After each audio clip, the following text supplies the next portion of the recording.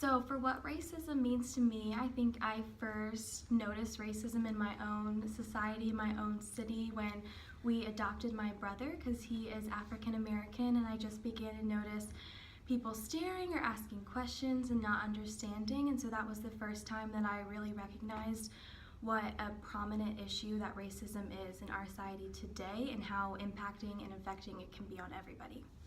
For me, racism is a changing definition that over time, I feel like as I've experienced more and as I've grown more, I've learned more about it and seen it so much more. It's so predominant in society today.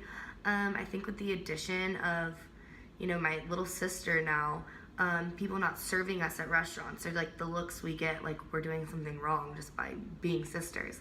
In addition to like transferring from a very diverse school to UGA where it seems almost everybody's the same as me. So in early middle school is when I first experienced racism. I would have some girls like pull my hair and thought that my hair was a wig because it was so curly. And then also I was told that I had a white girl voice for a black girl. And that really offended me because I'm Latina, I'm Dominican, and so I didn't understand why they didn't see that. And then also I had friends that would think that I thought I was better than them because I was light-skinned, which I never thought that, but it was a misconception. So I think when I first recognized the issue of race was when I was in middle school. I grew up on the Jersey Shore post 9/11. It happened when I was in elementary school. And I had a friend whose father was from the Middle East. And she told me in middle school, which I had never known, she actually changed her last name because she didn't want to get made fun of or receive prejudice.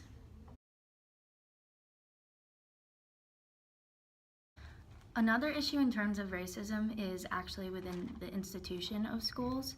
A lot of schools use tracking methods to track students, and a lot of minority groups get tracked into specific classrooms, specifically special education. I looked up some statistics, and the highest percentages of students who are in special education are American Indian, making up 17%, and African Americans making up 15%. So this just goes to show how we institutionally are still segregating a lot of students.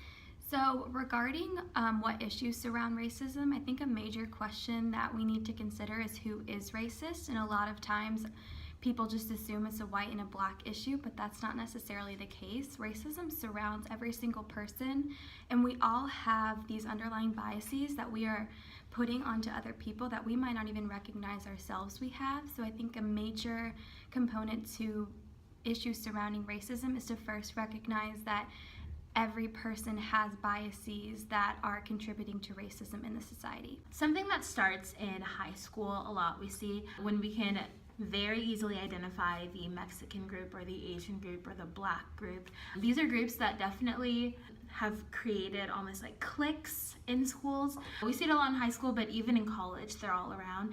And these aren't necessarily problems, but these are ways that our society is almost like accepted or normalized self-segregation. And there's a quote written by a student from the University of Maryland, and he says, "Self-segregation isn't the problem. The problem remains embedded in the hostile communities that we do not fully understand or empathize with our cultures." Another big problem in schools today is with discipline and suspension rates. It's been proven time and time again that different races are given different punishments for a lot of times the same bad behavior in the classroom. And I think as educators, it's so important that why aren't we stopping this if we know it? There's so much evidence that this is happening. So as future educators, it's so important for us to not just go along with it and make sure that there's a punishment set for the crime, not for the student.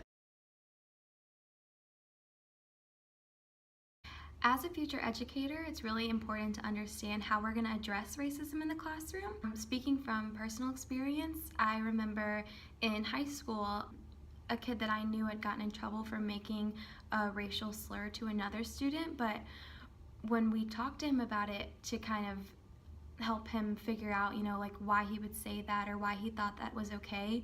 He kept telling us that he truly had no idea that that could be taken in a racist way. And just from that experience, I just learned how important awareness is in the classroom and not being afraid to deal with these hard topics because they really are important and affect the lives of every student. A way of improving this topic in schools is the physical appearance of classrooms. So it could be down to posters, making sure even the posters in your classroom have all races on them, and even down to the supplies you have in your classroom. I had a middle school teacher who had multicultural crayons, which I thought was a really great idea because not everyone is peach or white. So it's important to make sure that your classroom is very supportive of that as well. So when we have our own classrooms, we have the authority to control the environment, and in that we can facilitate the best environment, an environment that's sensitive and aware and also empathetic toward other cultures and races. Racism is learned, it's not taught, and so if we teach our students and they learn what it looks like to be empathetic toward one another and to accept one another, then we could break the cycle of racism. So throughout our whole project, we've been showing how racism is predominant in the classroom, and it really is happening. But as future educators, we have a way to fix this, and a great solution to that is multicultural education. The more we teach our students about other cultures, the greater appreciation they will be able to have for other cultures. In this appreciation, they'll be more likely to be understanding and get along. I dream that one day this nation will rise up, live out the true meaning of its creed. We hold these truths to be self-evident, that all men are created equal. I have a dream that one day on the red hills of Georgia, sons of former slaves and the sons of former slave owners will be